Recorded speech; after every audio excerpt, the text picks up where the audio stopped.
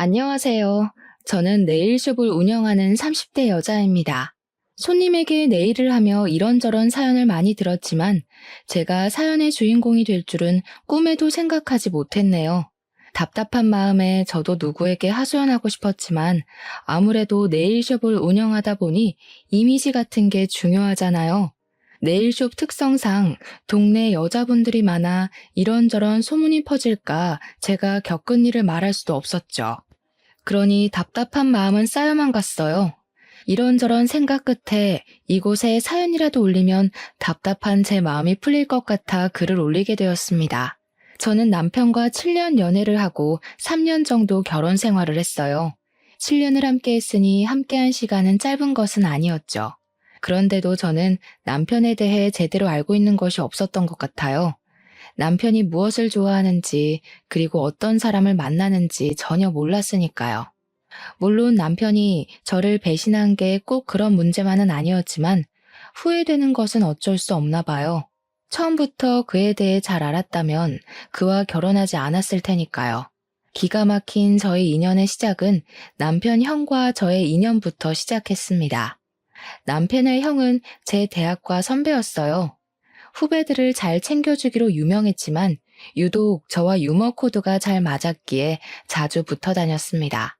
그러던 어느 날 선배 동생이 저희 캠퍼스로 놀러 오게 되면서 남편과 처음 만나게 되었어요. 선배와 연년생으로 이제 막 군대 제대를 하고 선배 자취방에서 같이 살고 있다고 하더군요. 그는 첫 만남부터 제 얼굴을 뚫어져라 쳐다보았죠. 그러더니 제게 남자친구가 있는지 물어봤어요. 현아 씨, 남자친구 있으세요? 처음 보는 사이에 누가 그런 질문을 하나요? 그것도 첫 질문으로 말입니다. 거부감이 들었죠. 야, 그런 질문은 실례야. 선배의 만류에도 동생은 제게 질문을 이어갔죠. 좋아하는 남자 스타일이 어떻게 되세요? 저 같은 스타일은 어때요? 나쁘지는 않은데요. 첫 만남부터 그렇게 물어보니까 너무 부담스럽네요. 부담스럽게 하려고 물어본 건 아니에요. 정말 마음에 들어서 그래요. 밑도 끝도 없이 들이대는 그를 피하고 싶었어요. 선배, 저 먼저 가볼게요. 다음에 봐요. 저도 다음에 봐요. 꼭이요. 저를 보며 그는 손까지 흔들어 보였죠. 어색한 미소를 지으며 그 자리를 서둘러 벗어났습니다. 그는 선배와 함께 캠퍼스 안을 돌아다니며 저와 자주 마주치게 되었죠. 지나가던 길에 마주친 그는 저를 보더니 먼저 아는 척을 하더라고요. 현아 씨, 다시 만나서 반가워요. 네, 그렇네요. 자주 보네요. 네, 복학할 때까지 여유가 좀 있어서요. 그때까지 더 자주 봤으면 좋겠네요. 그러세요. 저는 약속이 있어서 먼저 가볼게요. 우연히 마주쳐도 그가 부담스러운 건 마찬가지였어요.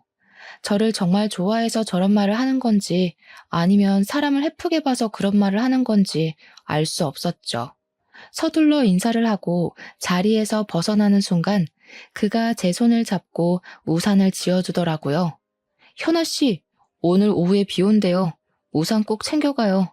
아니요, 전 괜찮아요. 현아 씨 주려고 챙겨온 거예요. 가져가세요. 비 맞으면 감기 걸려요.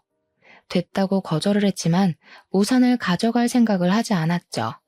어쩔 수 없이 우산 들고 가게 되었어요. 어떻게 보면 저를 챙겨주는 거였지만 그런 작은 친절에도 불편했어요. 그의 적극적인 모습도 그리고 저를 향한 관심도 너무 부담스럽게 다가왔거든요. 결국 그 우산을 들고 친구를 만나 점심을 먹게 되었습니다. 친구와 점심을 먹고 식당 밖으로 나올 때였어요.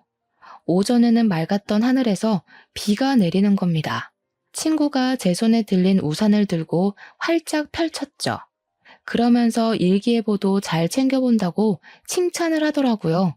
친구에게는 그 우산을 다른 사람에게 받았다는 말을 하지 못했어요. 잘 알지도 못하는 사람이었고 괜히 말하면 어떤 사람이냐고 계속 볼 것 같았거든요. 하지만 제 머릿속에는 이미 그가 떠올랐어요. 저를 위해 우산을 챙겼다는 말이 계속 생각났거든요.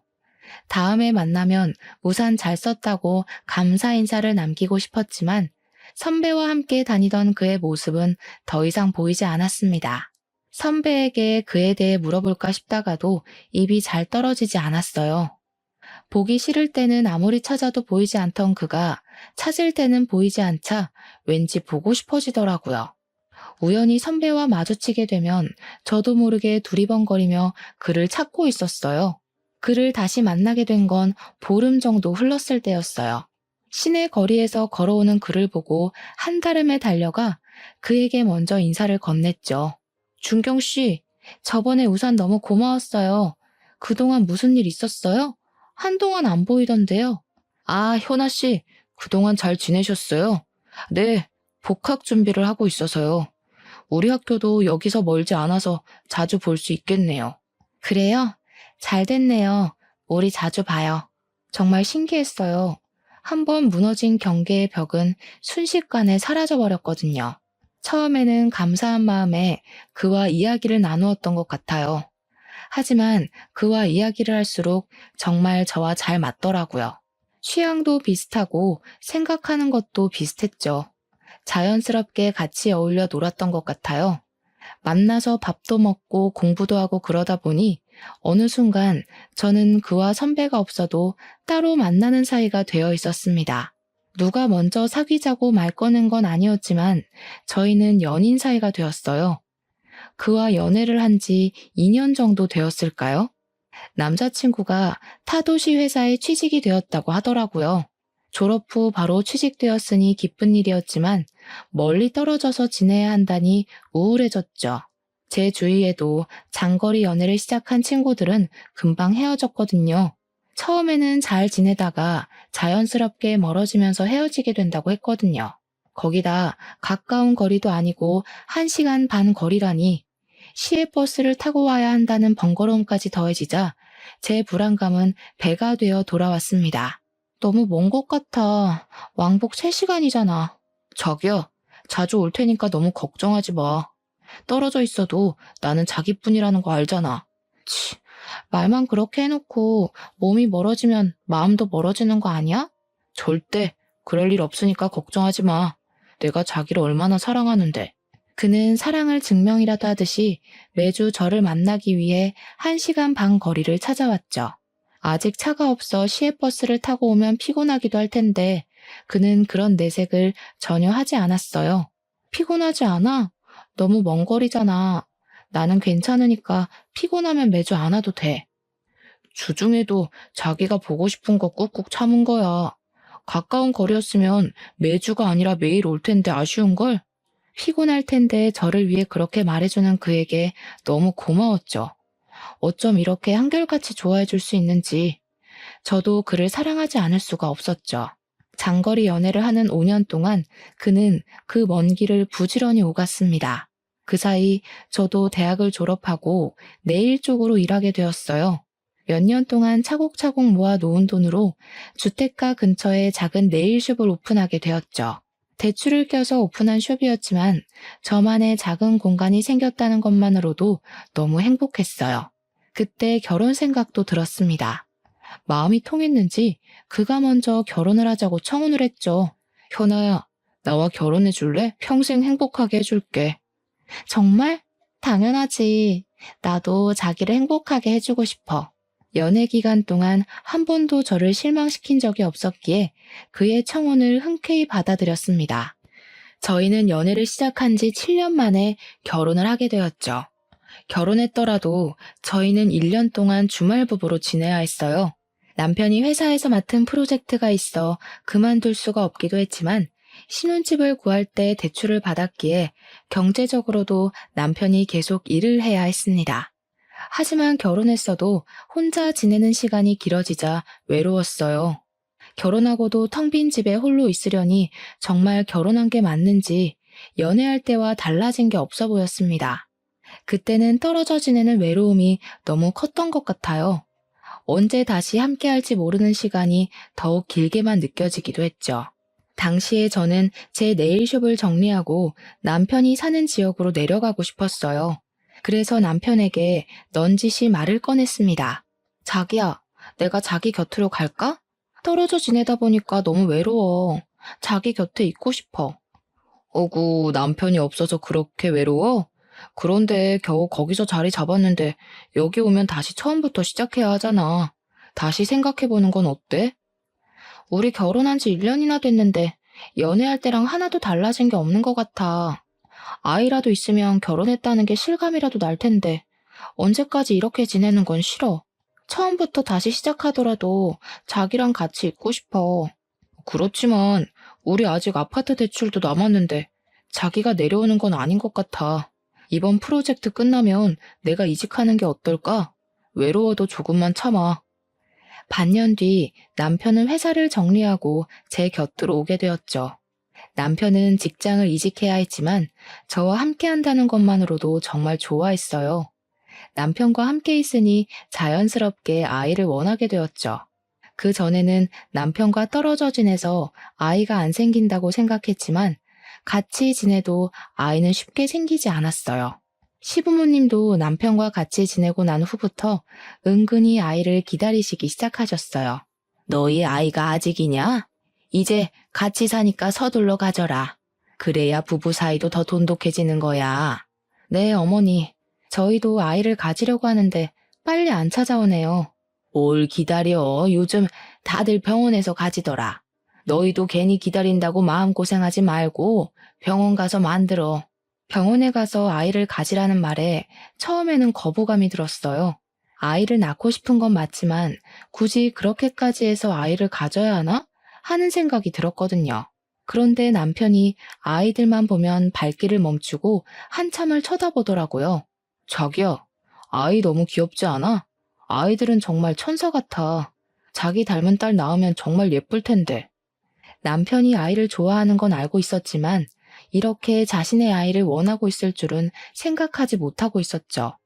아이를 그렇게 원하니 저도 의술의 도움을 받아서라도 아이를 가져야겠다고 생각했죠. 결국 난임 전문 병원을 찾아가게 되었습니다. 병원에만 가면 바로 생길 줄 알았던 아이는 인공수정 3번으로도 생기지 않았죠. 그때 제게 의사 선생님이 시험관을 해보는 게 어떠냐고 말하더군요. 인공수정까지 했는데 여기까지 와서 아이를 갖는 걸 포기할 수는 없었습니다. 저희 부부가 시험관을 시작할 때쯤이었어요. 아주버님이 좋아하는 사람이 생겼다고 말했죠. 대학 내내 여자에게 관심조차 주지 않았던 선배에게 여자가 생겼다니 놀라움에 입을 다물지 못했어요. 나 좋아하는 사람 생겼어. 부모님에게 보여드리기 전에 너희에게 먼저 소개해주려고 하는데 이번 주 토요일쯤 괜찮아? 아주버님의 연애 소식에 가장 좋아한 사람은 바로 남편이었죠. 진짜? 당연히 시간 없어도 만들어야지. 축하해, 형. 무슨 마음 먹고 연애를 시작한 거야? 정말 좋은 사람이야. 너희도 만나보면 정말 마음에 들 거야. 아주버님은 저희 마음에 들 거라고 호언장담했죠. 그래서였을까요? 남편은 토요일이 되기를 학수고대하면서 기다리고 있었죠. 처음 본 아주버님의 여자친구는 참 작고 귀여운 얼굴을 하고 있었어요. 얼굴도 조망만한데 그 얼굴 안에 오밀조밀 이목구비가 들어있는 게 신기할 정도였어요.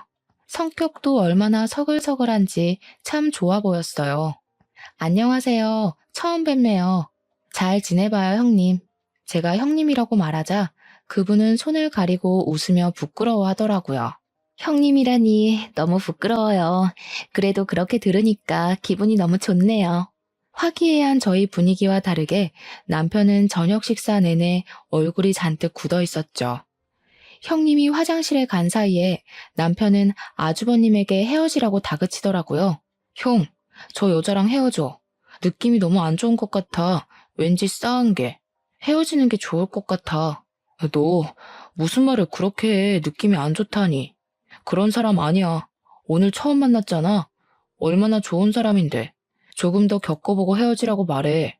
한 번이라도 잘 지내보려고 노력이라도 해봐. 형이 너무 순진해서 그래. 나중에 후회하지 말고 헤어져. 내 말 듣고 손해볼 거 없다니까. 직설적이고 적극적인 남편과 다르게 아주버님은 정말 차분한 호수 같은 사람이었어요. 아주버님의 다그침에도 남편은 굽힐 줄 몰랐죠. 아주버님도 이번에는 화가 났는지 조금 높아진 음성으로 되받아쳤습니다. 나는 헤어질 생각 없으니까 너도 다시는 헤어지라는 말 꺼내지 마. 남편은 살짝 일그러진 아주버니 얼굴에 입을 다물었어요. 남편은 가끔 제게 형은 참을성이 좋지만 한번 터져버리면 정말 끝장을 볼 생각을 해야 한다고 말하고는 했어요. 그래서 남편은 더 이상 말하지 않았죠. 아주버님의 연애 소식은 시댁의 이슈거리가 되었습니다. 예비 형님이 시부모님께 인사를 하자 무뚝뚝했던 저희 아버님까지 살살 녹이더라고요. 살짝 애교 섞인 목소리를 내면서 아버님께 애교를 부리곤 했죠. 아버님, 정말 잘생긴 것 같아요. 우리 준석 씨가 누구를 닮았나 했더니 아버님을 닮았네요. 물론 어머님도 미인이시지만 아버님 유전자를 조금 더 가진 것 같아요. 형님의 칭찬에 아버님의 입꼬리가 승천하기 시작했죠. 아직 아주버님과 결혼 전이었지만 이미 시댁 식구에게는 큰 며느리로 통하고 있었습니다. 아버님 말끝에 언제나 우리 큰며느리라는 말을 입에 달고 살 정도였죠. 우리 큰며느리 노랗고 동글동글한 과일 좋아한다고 했었나? 아, 망고요? 네, 맞아요. 맞다, 망고. 그래서 내가 사왔지. 작은 애야, 이것 좀 잘 나와라. 우리 큰며느리 먹여야겠다. 제가 망고를 썰어오자 아버님이 손수 포크에 찍어 형님 입속으로 넣어주기까지 하는 겁니다. 항상 무뚝뚝했던 아버님의 저런 모습을 볼 줄이야 너무 놀라웠어요. 놀란 건 저뿐만이 아닌 것 같았습니다. 제 옆에 앉아 계신 어머님이 중얼거리기 시작하셨죠. 연병할 노인네, 나한테 저렇게 했어봐. 이미 입안에서 사탕처럼 굴어줬지. 아주 그냥 둘이서 죽이 착착 맞아서 쇼핑하러 다니고 난리가 났다. 아버님과 죽이 잘 맞았던 형님은 어머님을 제외하고 둘이서 쇼핑하러 다닐 정도로 친하게 지내고 있었죠. 그 친화력이 저는 부러울 정도였습니다. 형님은 사람에게 벽이 없는 건지 신기하기도 했죠. 남편도 그 모습에 불만이 많아 보였습니다. 자기는 형수랑 친하게 지내지 마. 알았지? 아무래도 보통 내기가 아닌 것 같아. 왜 그렇게 남편은 형님을 싫어하는 건지 도통 이해가 되지 않았어요. 시댁 식구들과 잘 지내고 허물없이 지내면 좋은 거 아닌가요? 첫 만남 자리에서부터 형님을 경계하고 멀리하는 남편이 이상해 보일 정도였죠. 저희가 아주버님께 형님을 소개받은 지 3개월 정도가 지났을까요? 어느 순간 남편이 형님과 정말 죽이 잘 맞을 정도로 잘 지내기 시작했어요. 아, 형수, 고향이 광주예요? 저 거기서 오랫동안 살았어요. 전에 다니던 회사가 거기였거든요. 아, 정말요? 우와, 이런 우연이 다 있네요. 꼭 동양 사람 만난 것 같아서 너무 좋네요. 둘은 같이 공유할 것을 찾았는지 한참을 이야기하더라고요. 남편의 달라진 모습을 보고 가장 좋아했던 사람은 바로 아주머님이셨어요. 거봐, 나쁜 사람 아니라고 했잖아. 정말 좋은 사람이야. 미안, 형이 너무 숫기 없는 사람이다 보니까 괜히 걱정돼서 그랬어. 형님과 남편은 한번 말을 트기 시작하자 정말 빠르게 서로 친해지기 시작했어요. 형님은 이곳에 아직 친구가 없다면서 저와 친해지고 싶다고 했죠. 그러면서 자연스럽게 저희 집으로 왕래를 하게 된 것 같아요. 가끔은 형님이 아주버님보다 저희와 같이 있는 걸 좋아한다고 생각할 정도로 집으로 자주 찾아왔어요. 그런데 저보다 남편과 더 장단이 더 맞아 보였습니다. 둘이서 이야기하는데 제가 낄 틈이 없어 보였죠. 그래도 남편이 전처럼 형님을 경계하는 것보다 이게 더 낫다 싶었어요. 이제 곧 한 가족이 될 사이라고 생각했으니까요. 하지만 저를 당황스럽게 하는 건 따로 있었죠. 그걸 뭐라고 표현해야 될까요? 패션에 대한 조언이라고 해야 하는 걸까요?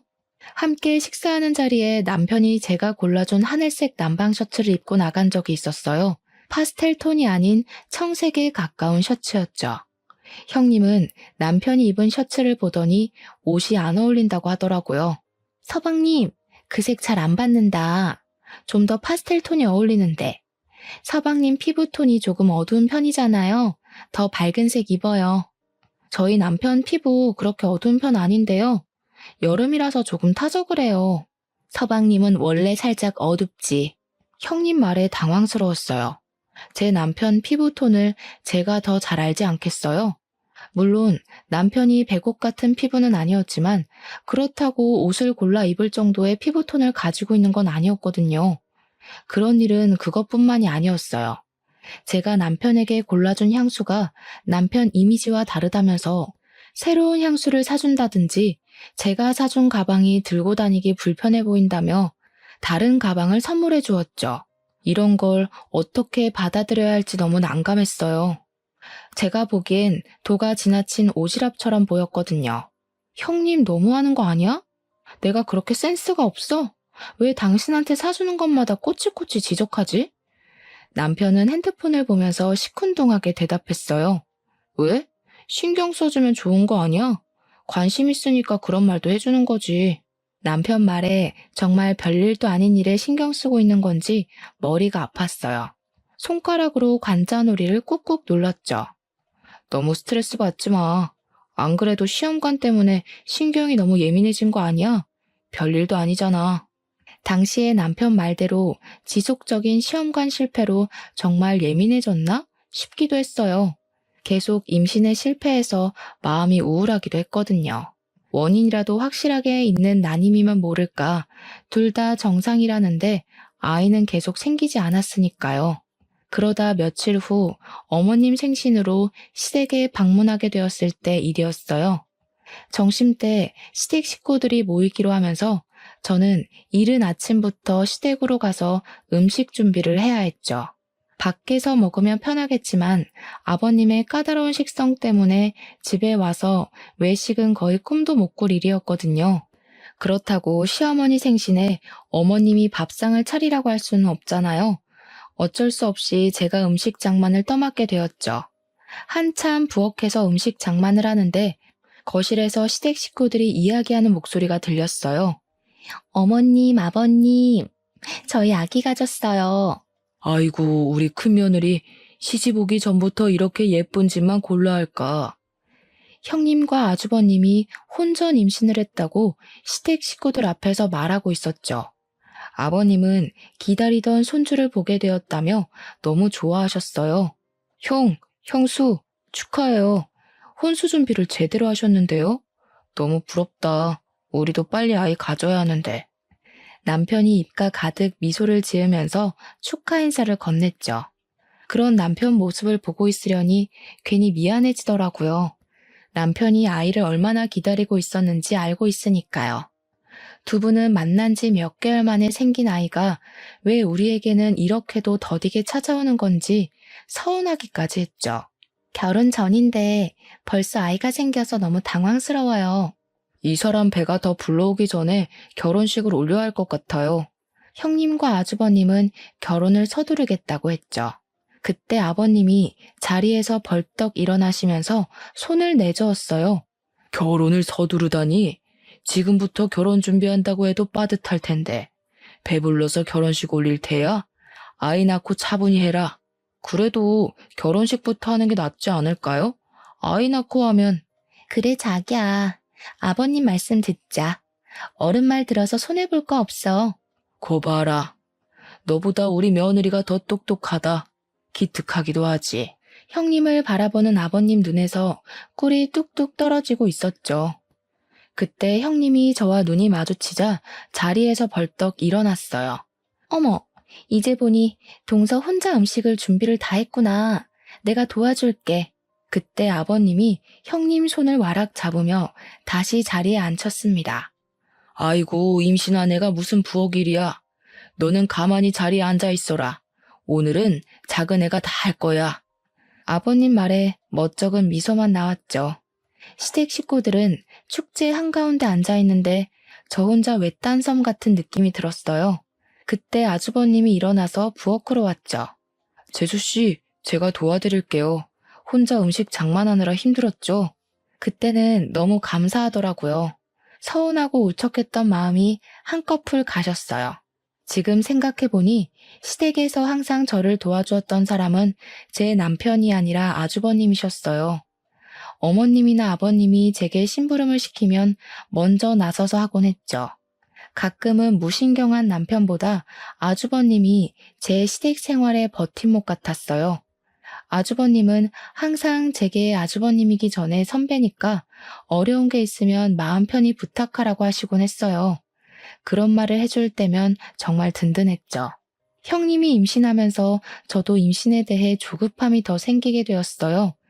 이미 인공수정을 3번이나 실패하고 시험관을 2번이나 실패한 상태였으니까요. 돈은 돈대로, 몸은 몸대로 많이 지쳐가고 있었죠. 제가 힘들어하는 게 남편 눈에도 보였는지 병원 다닐 때 버스 타지 말고 차를 가져가라고 하더라고요. 제가 사는 지역에는 난임 병원이 없었기에 시외버스를 타고 타 도시로 가야 했거든요. 자기야, 이번에 병원 갈 때 버스 타지 말고 내 차 가져가. 나는 버스로 출퇴근할게. 남편이 차를 운전해서 가라고 했지만 처음에는 고민이 되었어요. 이미 운전을 안 한 지 5년이 되어 갔거든요. 네일숍이 집에서 가까운 거리라서 차에 대한 필요성을 느끼지 못하겠더라고요. 제가 타고 다니던 차는 결혼하면서 엄마에게 드렸죠. 시외 운전이 오랜만인데 괜찮을까? 그래도 시외버스 타고 또 시내버스 갈아타는 것보다 운전해서 가는 게 낫지 않겠어? 몇 번 하다 보면 감이 살아나겠지. 남편 말도 일리가 있었죠. 버스를 기다리고 갈아타는 시간도 무시 못했어요. 저는 남편에게 알겠다고 말했죠.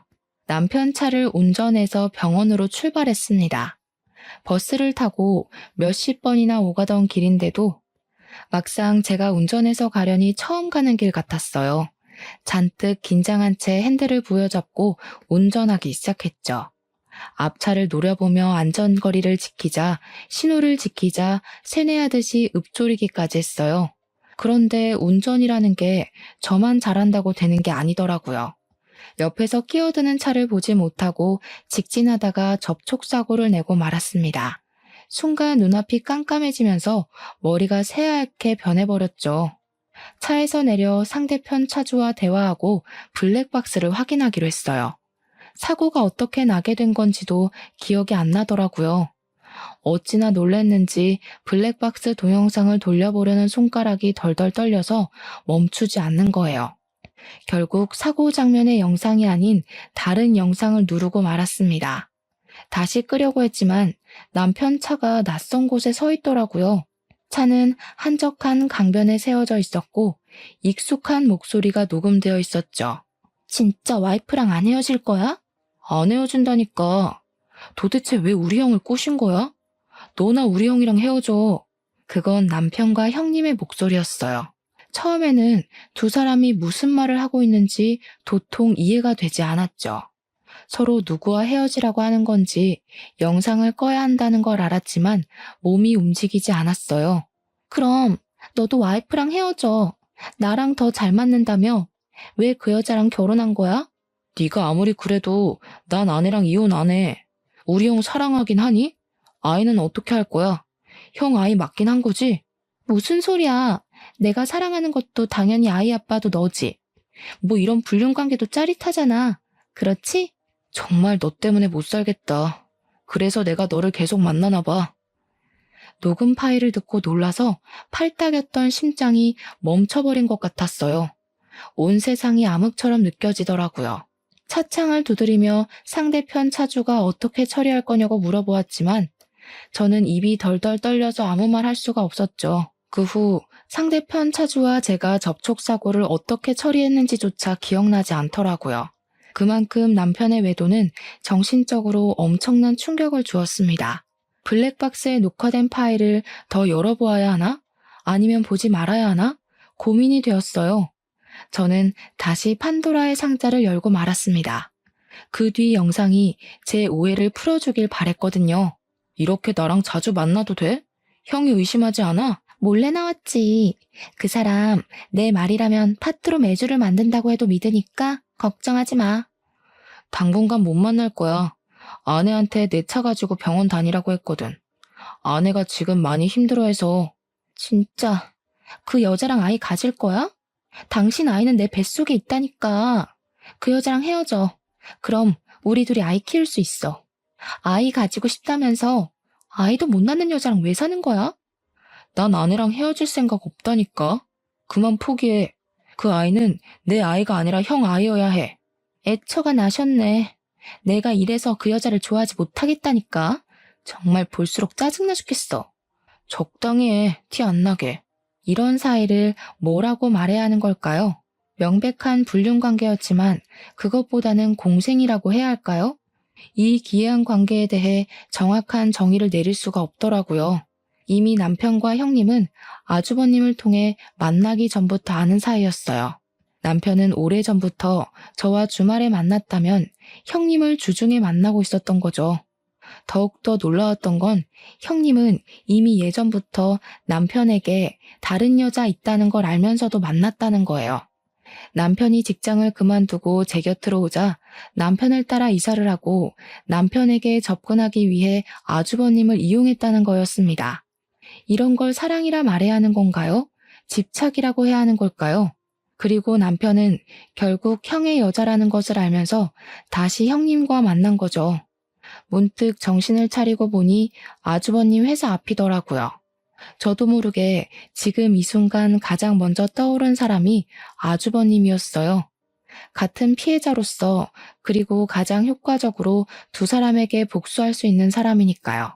아주버님, 저 지금 회사 앞인데 저랑 잠시 차 한 잔 마실 시간 있을까요? 제 말에 아주버님은 회사 앞 카페로 한달음에 달려왔죠. 얼굴이 안 좋아 보여요. 무슨 일인데 둘이 해결해야 한다는 거예요? 아주버님 질문에 아무 대답하지 않고 핸드폰으로 옮긴 블랙박스 파일을 보여주었습니다. 처음에는 살짝 미소가 섞여 있던 얼굴은 순식간에 딱딱하게 굳어가고 있었죠. 아무 말 없이 이런 내용을 보여드려서 너무 죄송해요. 하지만 저도 이 상황을 어떻게 설명해야 할지 모르겠더라고요.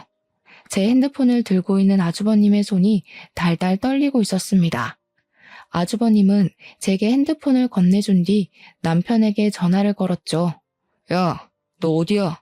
거기서 기다려. 금방 갈 테니까. 그리고 의자를 박차고 밖으로 뛰어나가시더라고요. 저는 놀라서 아주버님을 뒤쫓아 나갔습니다. 10년 넘게 아주버님을 봐왔지만 화를 내는 모습은 처음 보는 모습이었죠. 아주버님을 쫓아간 곳은 저희가 있는 곳에서 멀지 않은 공원이었습니다. 그곳에는 남편과 형님이 같이 있었죠. 아주버님은 남편을 향해 달려가더니 다짜고짜 주먹을 날렸습니다. 놀란 형님이 두 사람 사이를 막아섰어요. 도대체 왜 싸우는 거예요? 이러지 마세요. 그래, 맞을 땐 맞더라도 이유는 알고 맞자. 너희 둘 언제부터 만났던 거야? 형님과 남편은 아주버님 말에 두 눈을 동그랗게 뜨며 그게 무슨 말이냐고 되물었죠. 그게 무슨 말이에요? 혹시 지금 같이 있어서 오해했나 본데요. 다음 달 당신 생일 선물 골라주라고 부탁했어요. 도대체 왜 그래?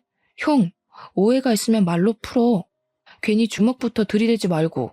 아주버님은 두 사람과 말이 통하지 않는다는 것을 깨달았는지 제 핸드폰을 들고 블랙박스 녹음 파일을 틀었습니다. 녹음된 둘의 목소리를 듣고 남편의 얼굴이 새파래졌죠. 형, 자기야, 아니야, 오해라고. 내가 다 설명할 수 있어. 내 말 들어봐. 오해? 무슨 오해? 그 블랙박스 녹음을 듣고서도 오해라고 말하는 거야? 다 설명할 수 있다니까. 정말이야. 너는 이 상황까지 됐는데도 와이프 안에 변명할 셈이야? 그냥 사실대로 말해. 우리 만나고 있다고 당당하게 말하라고. 조용히 해. 나는 아내랑 헤어질 생각 없다고 했잖아. 이게 다 너 때문이야. 네가 찾아오지만 않았어도 형도 나도 잘 살았을 거라고. 지금 이 모든 게 내 탓이라는 말이야? 네가 찾아왔을 때 좋아하던 사람은 바로 너 아니었어? 네 형을 만나고 있어도 나를 만난 건 너야. 형님은 순식간에 남편을 밀어버렸어요. 남편은 중심을 잡지 못하고 비틀거리더니 화단에 걸려 넘어지고 말았죠. 넘어질 때 화단에 심어진 나무에 얼굴이 긁혔는지 피가 나더라고요. 남편은 손으로 볼을 쓸었어요. 이게 정신 나갔나? 어디서 사람을 밀어? 손에 묻은 피를 보고 화가 났는지 형님에게 달려들어 밀어버렸어요.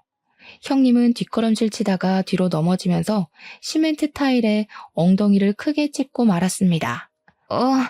못 일어나겠어. 못 일어나겠다고. 아파. 엉덩이가 아프다고. 제가 잡고 일으켰지만 아프다며 손을 뻗어 저를 밀어버리더라고요. 저까지 바닥에 엎어져 버렸죠. 그때 형님 다리 사이로 붉은 핏자국이 보이기 시작했어요.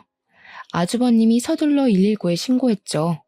병원으로 이송된 뒤 의사는 형님에게 골반 골절 진단과 함께 양수가 터졌다고 말했어요. 골반이 골절되셨어요. 당분간 누워 지내셔야 합니다.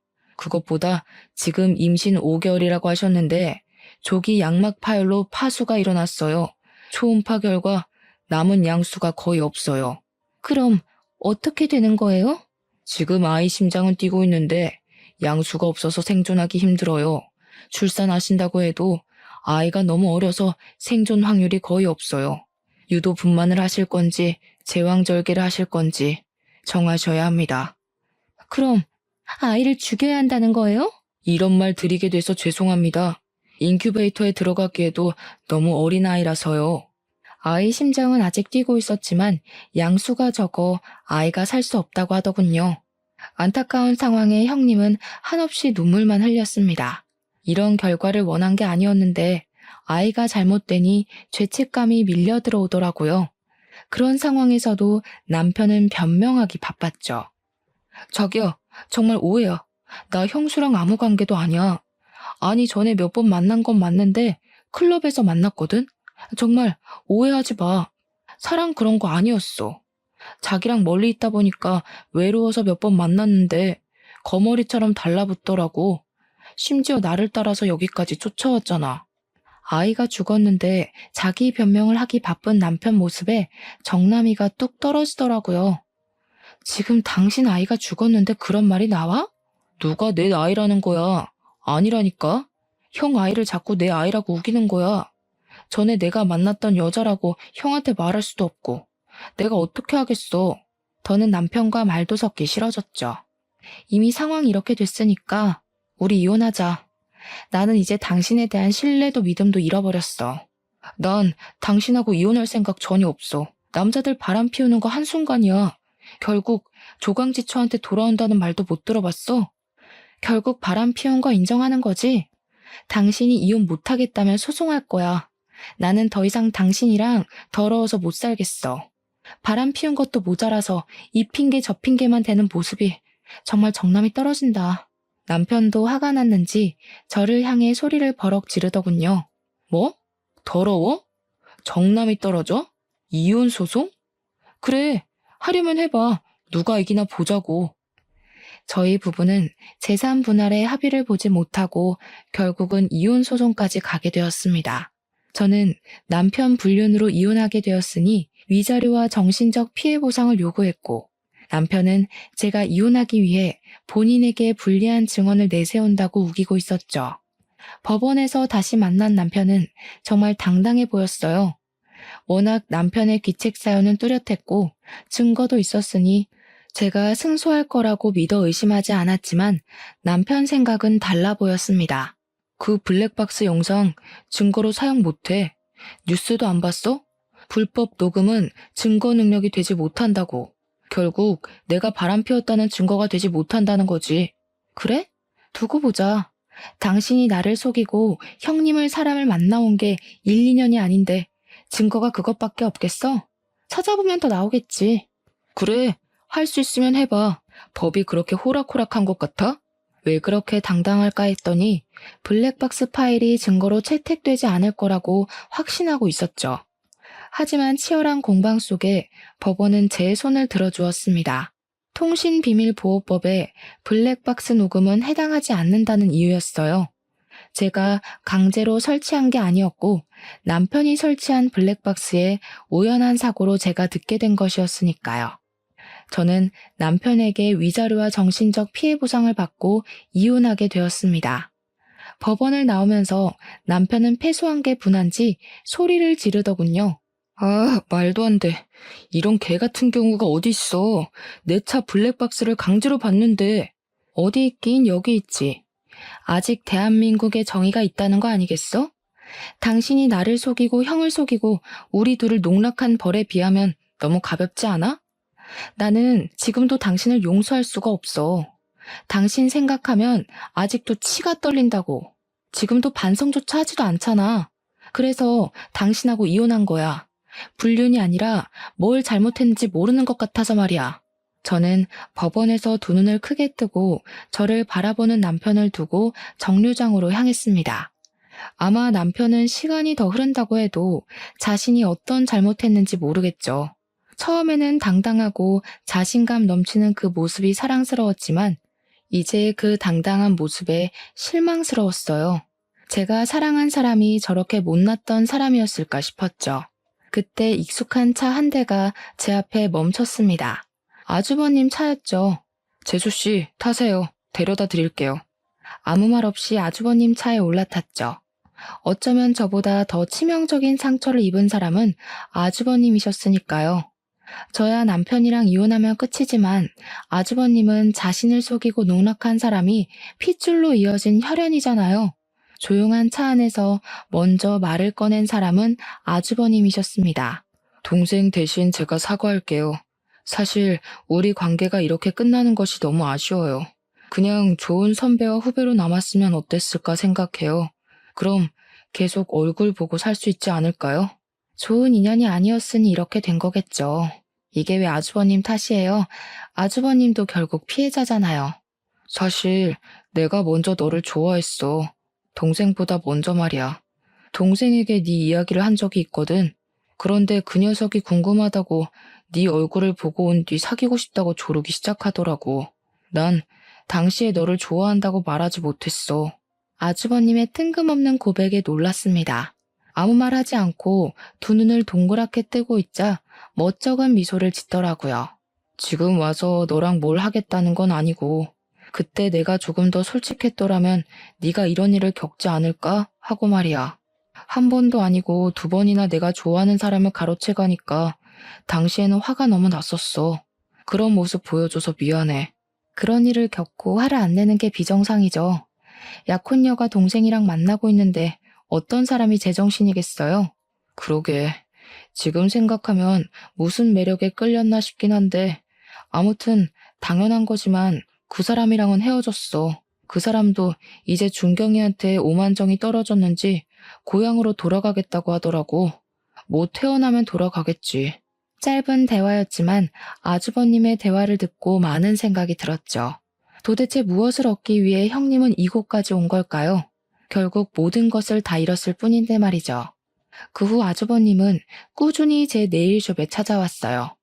처음에는 손님으로 왔다면서 투박하고 커다란 손을 제 앞에 내밀었어요. 손톱 하나하나를 잘라내고 다듬는 동안 제게 말 한마디도 걸지 않더라고요. 그러다가 다음에 또 오겠다는 말만 남기고 가버리는 겁니다. 그리고 며칠 뒤에 또 그 자리에 앉아서 아직 다 자라지도 않은 짧은 손톱을 내밀었어요. 아직 자라려면 한참 남았어요. 2주 정도는 더 있다 오셔야 할 것 같네요. 손톱은 나도 집에서 깎을 수 있어. 그냥 너랑 마주보고 있을 시간이 필요했을 뿐이야. 왜요? 위로가 필요해 보여요? 이혼해서 불쌍해 보여요? 아니, 내가 위로가 필요해서. 밥 한번 같이 먹어줘라. 선배가 부탁할게. 이제 아주버님이 아니라 선배로 남고 싶어서 하는 것 같았죠. 하지만 이미 10년 넘게 선배가 아닌 남자친구의 형, 그리고 아주버님으로 지냈던 사이가 그렇게 쉽게 바뀔 수 있나요? 그래도 저는 후배로서 같이 밥을 먹기 시작했던 것 같아요. 일주일에 한 번, 그러다가 두 번 저를 찾아와 밥 먹자, 차 마시자, 심심하니 영화 보자, 별별 요구를 하기 시작했습니다. 처음에는 제 옆에서 저를 지켜보고 챙겨줬던 건 아주버님이란 걸 알았기에 보답으로 거절하지 못했어요. 하지만 한 번, 두 번 밥 먹고 차를 마시다 보니 어느새 제 옆에는 아주버님이 있다는 것이 익숙해지고 있었어요. 연인인 듯 연인이 아닌 그 관계를 6개월 정도 유지할 때였습니다. 뜬금없이 시댁 식구들이 어떻게 지내고 있는지 궁금해졌죠. 이런 질문 뜬금없는데 시댁 식구들은 어떻게 지내요? 제 말에 아주버님은 난감한 표정을 지었습니다. 그게 다들 잘 지내지 못해. 동생이 그 사람이 떠나기 전에 붙잡았거든. 아주버님 말에 실소가 터지고 말았습니다. 결국 전 남편은 자기 곁에 남아있을 사람은 형님뿐이라고 생각하고 붙잡았던 거죠. 둘은 혼인신고만 하고 살림을 차렸어. 그런데 동생이 출장 갔다가 일찍 돌아왔는데 안방 침대에 아버지와 그 사람이 누워있는 걸 발견했나 봐. 네? 뭐라고요? 누구랑 누구요? 바로 옆에서 이야기를 듣고 있었지만 제 두 귀를 의심할 수밖에 없었습니다. 너무 황당하고 있을 수 없는 일이잖아요. 그게 그 사람이 나를 만나고 있으면서 아버지랑도 그런 사이였나 봐. 우리 집 남자들을 다 만나고 있었던 거지. 어머니도 이 사실을 알고 놀라셔서 쓰러지실 정도였어. 동생은 결국 그 여자 상대로 이혼 소송 중이고 어머니도 아버지 상대로 이혼 소송 중이셔.